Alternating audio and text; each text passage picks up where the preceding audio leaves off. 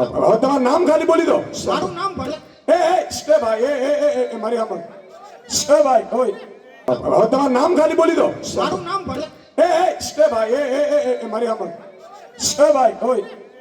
શું નામ તમારું? મારું નામ ફુલતરિયા ભરત. શું તમે રજૂઆત કરી હતી ને તમને શું જવાબ મળ્યો? આ શું નામ સાહેબનું ઈસુદાન ગઢવી એ વાત કરતા હતા કે ભાઈ પાણી આમ ભરાઈ ગયું અને આમ કરપ્શન. મેં સાહેબને એ કીધું કે ભાઈ તમે કરપ્શનની વાત કરો, પાણીની વાત કરો તો 11 વર્ષ તમે આમ આદમી પાર્ટી દિલ્હીમાં હતા, રાજધાની ભારતની રાજધાની, યમુના નદીનું પાણી આખું દિલ્હીમાં ગરી જતું, ત્યાં તમે ક્યાં હતા? બરોબર.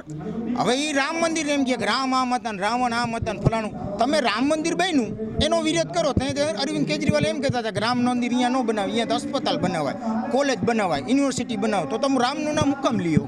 ત્રીજી વાત એમ કે કરપ્શન.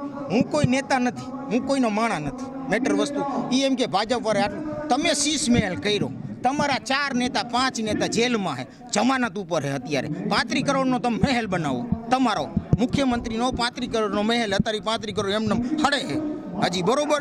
એમ મેં એને કીધું, મને એને સાઈડમાં લઈ આવ્યો ને એનો એક ભાઈ હતો થોડી દાઢી અને પાતરી, એમ ભાઈને હું ઓળખી જાઉં, એને મને ફડાકો માર્યો. આ જ વાત, બીજું કોઈ વાત નહીં. વિરોધ કર્યો એટલે એને મને માર્યું. હવે આજ મને માર્યું, કાલ બીજાને મારશે. હવે એ એમ કહે કે ભાજપ આવી છે તેવી. અમે તમને સવાલ કરી ત્યાં તમે મારી લ્યો હો, મારવા ઉપર આવી જાઓ. તમને મત દે શું થાય છે તમારું?